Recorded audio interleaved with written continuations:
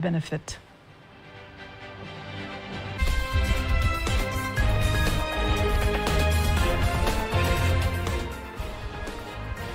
Government of United Republic of Tanzania continues to encourage and improve the environment for private investors to participate in the construction of compressed natural gas infrastructure in the country. NFRA ponders massive storage expansion.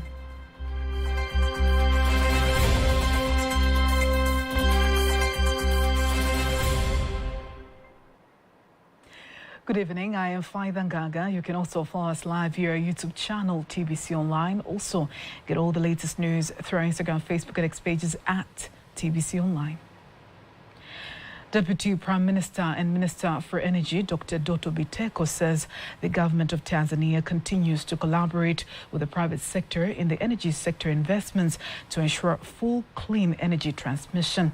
He made the remarks in Dar es Salaam while launching the pre-meeting of oil and gas experts in the East Africa, heading to the 11th East African Petroleum Conference and Exhibition 2025, scheduled to kick off tomorrow at Julius Nyerere International Convention Center. Rehema Sababili has more. While opening the East African Petroleum Conference in the Exhibition 2025 pre-meeting, Dr. Biteko urged experts attending the meeting to discuss the strategic methods for East Africa to adopt simple and low-cost technology that will enable member countries to fully transition to clean energy use. Government of United Republic of Tanzania continues to encourage and improve the environment for private investors to participate in the construction of compressed natural gas infrastructure in the country. Also to improve cooking technology through strengthening policy and regulatory frameworks that encourages investment and refueling station that has to be available in the country. On the other hand, the Deputy Minister of Energy, Judith Kapinga, says innovation and technology have made a great contribution to accelerating energy transition in Africa through smart electricity distribution system, while the Assistant Secretary General of the East African Community, Andrew Maluthi, outlined that the workshop will analyze policies, investment opportunities, and innovative solutions to improve access to energy. Together with the main theme of tomorrow's conference, today's meeting will have a theme which will be the role of East African partner states in enabling a just energy transition in East Africa. The East Africa Petroleum Conference and Exhibition has been a biennial event, serving as a key platform for dialogue among petroleum industry stakeholders. This pre-conference workshop provides a unique opportunity for young professionals to engage with experts in emerging technologies and energy transition for climate action. Recently, African heads of state came together with private sector leaders, development partners, and civil society for the Mission 300 Africa Energy Summit, aiming to expand electricity access across the continent. Reporting from Dar es Salaam, Rehema Sababili, TBC News. The 11th East African Petroleum Conference and Exhibition, which will take place from March 5th to 7th, will focus on the role of petroleum resources in the region's energy mix, including discussions on climate change implications related to the industry. Whenever the climate change issue is on the table, carbon business that profit from addressing the issue of climate change comes up. And as Tanzania has forest resources of nearly 48 million hectares, and therefore it has emerged as one of the leading African players in the global carbon credit trade. Now, to discuss more on the issue, we are joined live by renowned development banker and financial analyst, Dr. Hildebrand Shayo. Dr. Shayo, welcome to TBC News. Thank you so much. So, first of all, how can Tanzania and Tanzanians benefit more from the carbon trading market? Well, an opportunity for Tanzania to harness opportunities within this emerging market for carbon trading is very, very huge. Because Tanzania, as you said, has got a lot of forests, both natural and industrial forests. Now, with the proper management of these forests, as a country, we can offset carbon and then sell the carbon we offset into the carbon market, where it can give the country a lot of revenue which can add into government fiscals.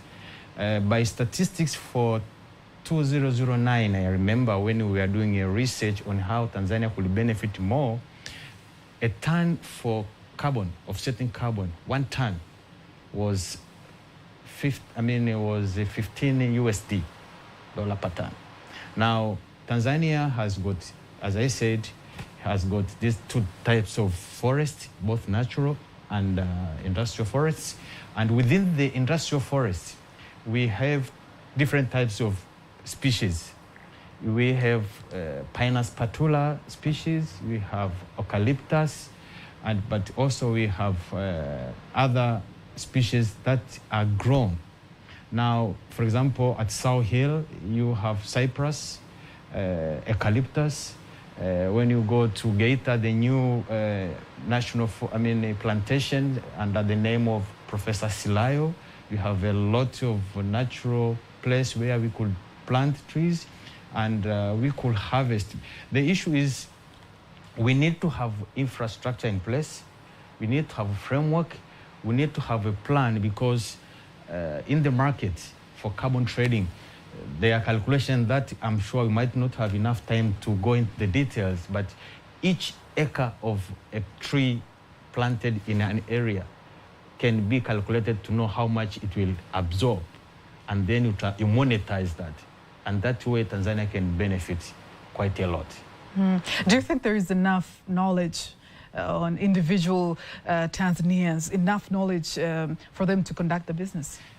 I recall very well in 1996, 97, 98, when I was at the University of Dar es Salaam, we had a project that was funded by European Union together with the UK government that involved 4 universities, University of Dar es Salaam, University of Nairobi, University of Uppsala, and London South Bank University.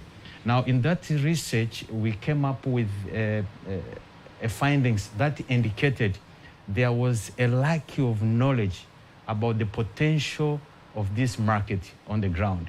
Now, as you said, it is the role of the responsible ministry to come up with the way and modalities that can give that knowledge. I remember 2021, Vice President Dr. Mpango reiterated the need for the Ministry of Forest to come up with a structure, framework, plan that will be able to educate Tanzanians to understand the value. Because you remember there is a village in Katavi that got 300 million just for preserving the forest.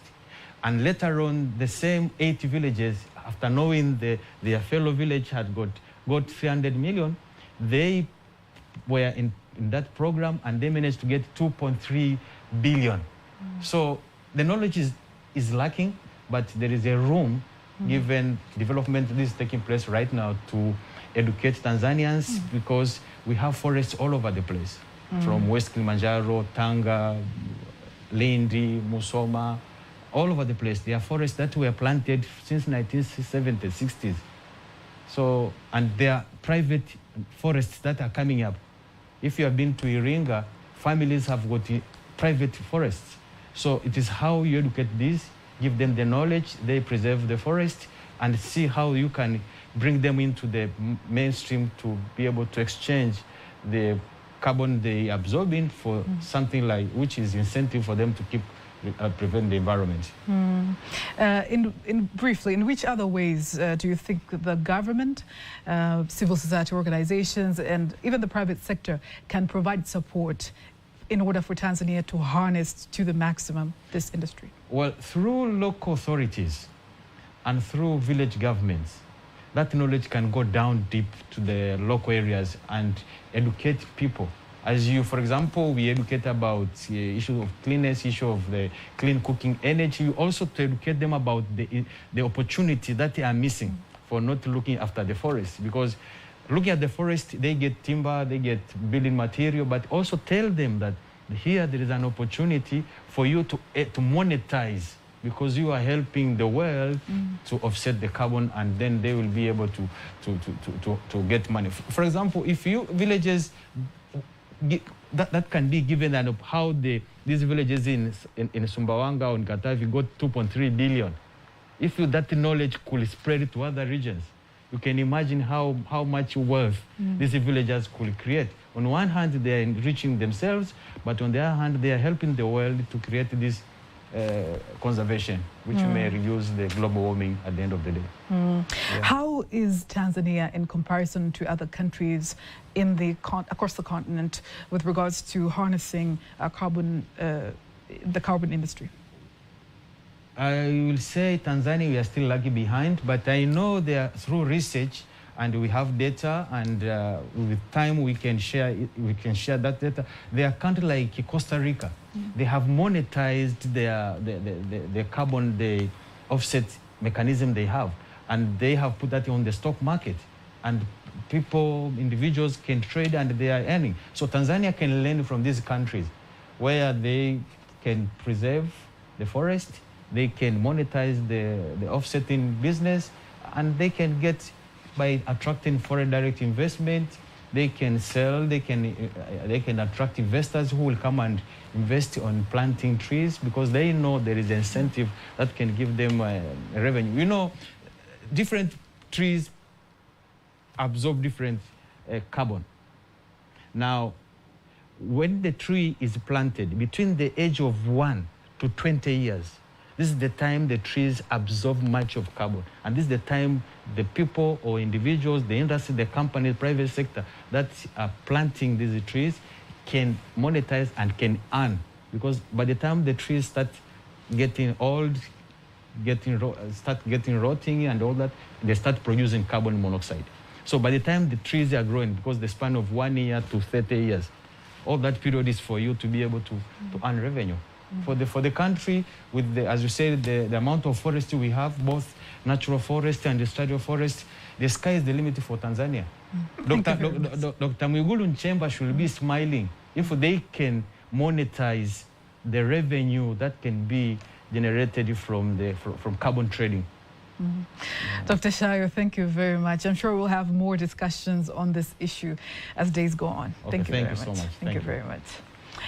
In other news, the Director of International Trade and Economic Diplomacy and Chairman of the Advisory Board of the National Food Reserve Agency, NFRA, Ambassador John Ulanga, says by 2030, Tanzania will have the capacity to store 3 million tons of food, which is more than 4 times the current capacity. Speaking in Arusha at the end of the NFRA Advisory Board meeting, Ambassador Ulanga says until 2030, Tanzania will ensure that agreements with various African countries facing food challenges have been signed. Kuelekea mwaka 2030 tunataka kuwa na mchango mkubwa katika mabadiliko au katika mageuzi. Toward 2030, we want to have an impact on the agricultural revolution for the sake of our country and for Africa in general. As you may recall, President Samia expressed her desire to see Tanzania becoming the African food reserve. And as a National Food Reserve Agency, it is our responsibility to ensure that by 2030, we are able to store 3 million tons of food. On the other hand, the NFRA Director General, Dr. Andrew Komba, says the agency is in the process of making major reforms to expand its operational capacity and upgrade its technology system. Fanyika siku ya leo hapa ilikuwa ni kuwapitisha wajumbe pamoja na bodi ya ushauri wa NFRA ili iweze kuweka. So what has been done today here is the approval of the members and the advisory board of NFRA so that they can provide their input and ensure that this plan gains ownership from the NFRA board. The implementation of this plan aims to directly benefit farmers in terms of income production and in areas of better education and on food management and storage.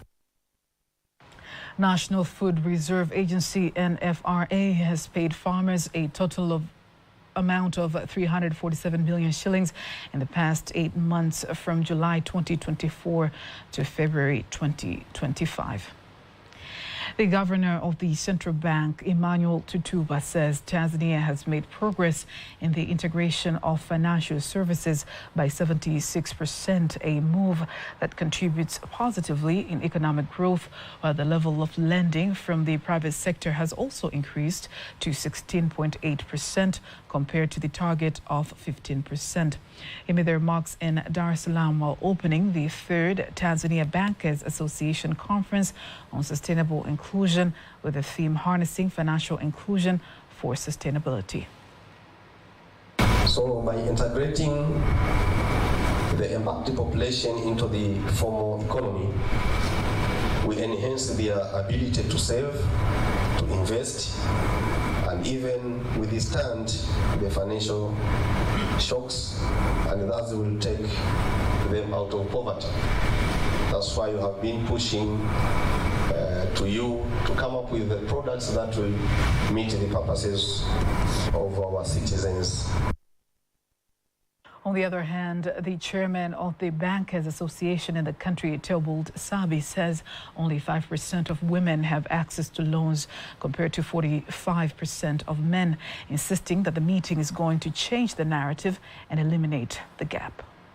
I believe that conferences like this should be able to find innovative solutions and answers to such challenges. Thirdly, is advancing the closure of the gender inclusion gap when it comes to financial inclusion. Whilst women play a critical role in economic development, women remains largely unincluded. The focus of the meeting has also been for the commercial banks in the country to continue using technology to come up with simple and innovative products to reach more groups, including women, fishermen, and youth. The Minister of Finance, Dr. Mwigulu Nchemba, says Tanzania recognizes the great contribution of the Swiss government to the country's economic and social development since the two countries began diplomatic and economic relations more than 43 years ago. Dr. Nchemba made the remarks when he met and held talks with the new Swiss ambassador to the country, Nicole Providoli, in Dar es Salaam. Here are more details. During the meeting, the two sides discussed several issues related to economic cooperation between Tanzania and Switzerland, including the Tanzania Social Fund project, which aims to provide financial assistance to the poorest families, where since 2023, Switzerland has contributed 88.1 billion shillings to the fund. The cooperation that we have been receiving between Tanzania and Switzerland, which has lasted for many years, has made significant impact on the lives of Tanzanians. We have collaborated in various sectors and areas that we have discussed to further develop the partnership in areas such as TASAF, health, education, as well as skills training, internship, to provide opportunity for Tanzanians to become self-employed and competitive in the job market. On the other hand, the new Swiss ambassador to Tanzania, Nicole Providoli, says Tanzania and Switzerland relations have been strong and that Switzerland will continue to collaborate with Tanzania in implementing its development projects, including TASAF. The second one, you mentioned it as well, is to strengthen livelihood of young people. And that, I would say, in general, is our overall goal, to strengthen young people and also especially women, young women in rural areas. So you mentioned vocational training, the SET program, but also TASAF, where we also work together with you. So thank you very much for the cooperation. The meeting was attended by the Permanent Secretary of the Ministry of Finance, Dr. Natu El-Maamri Mwamba, and other senior officials from the Swiss Embassy in Tanzania, Ministry of Finance, and the Ministry of Foreign Affairs and East African Cooperation.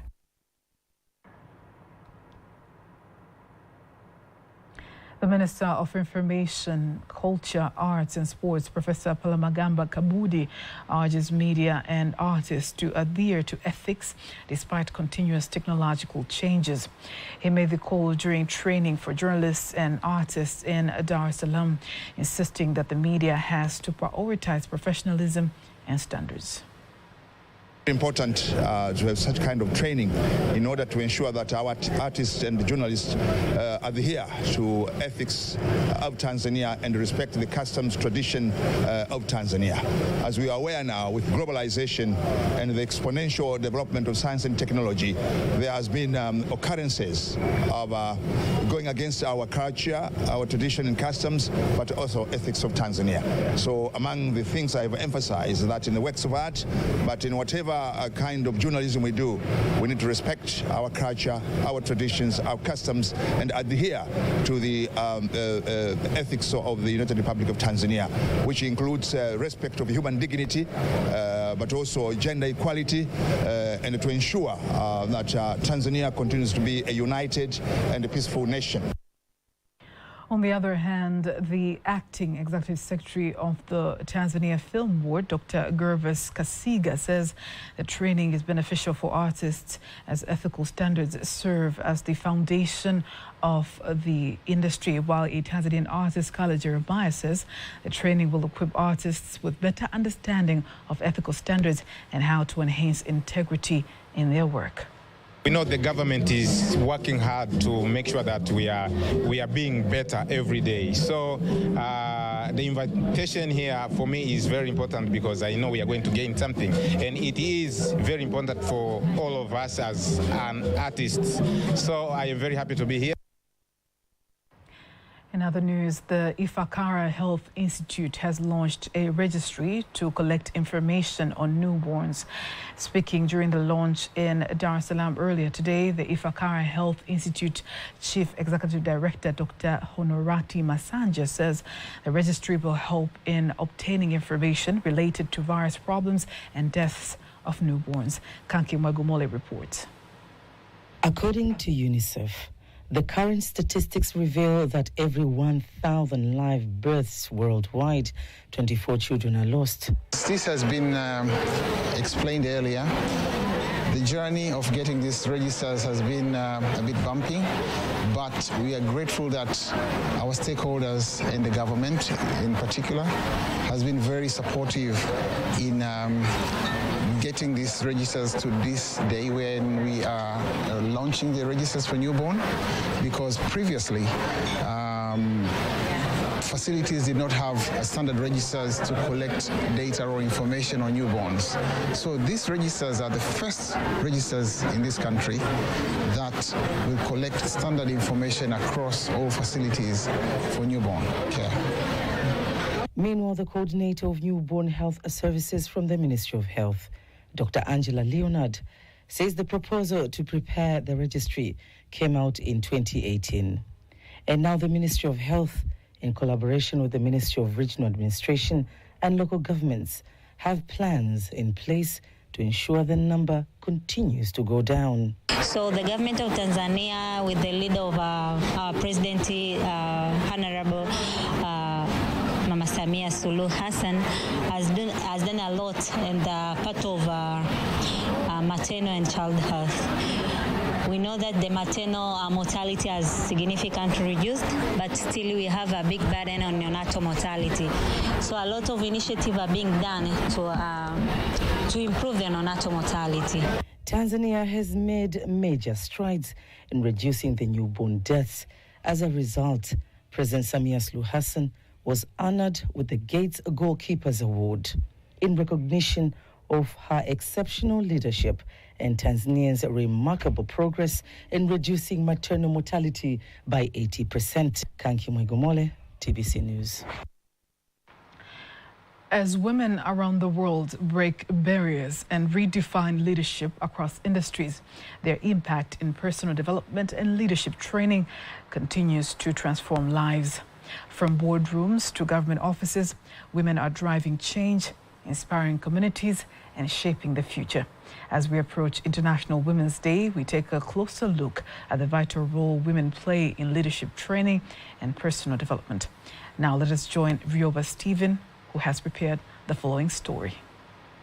In today's fast-changing world, leadership is not just a title. It's a journey of growth, resilience, and vision. Women have been at the forefront of this transformation, and among them, Sarah Majengo stands out as a dedicated leader shaping the future through personal development and leadership training.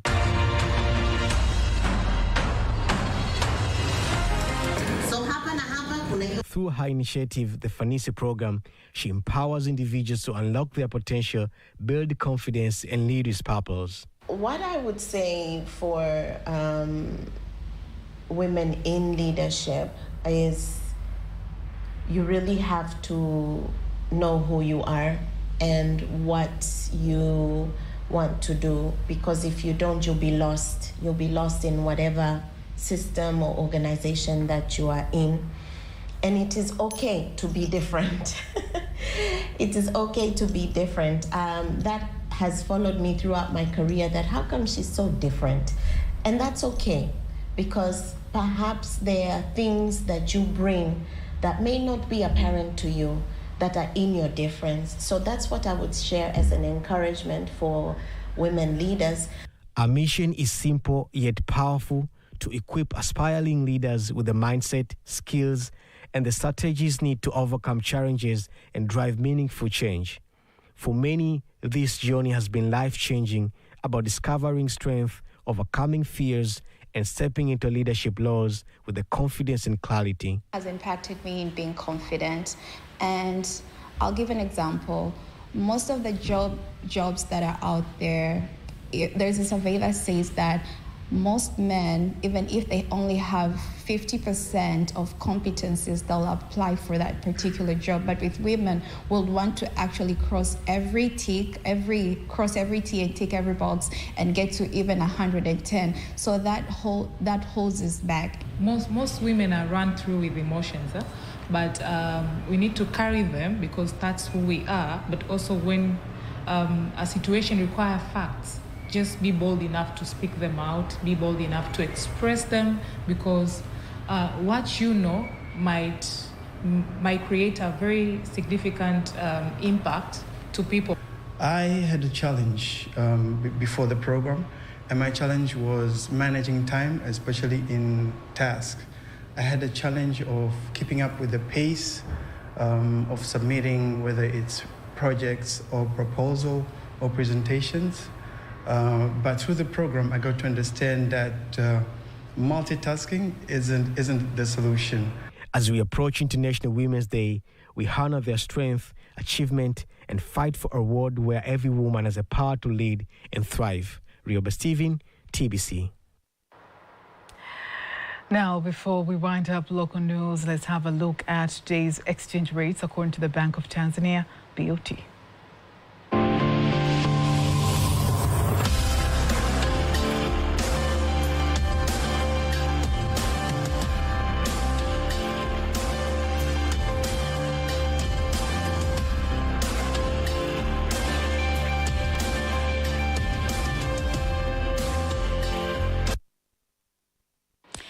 Do not miss TBC News every weekday to know all the latest in exchange rates. Time now for all the latest in international news.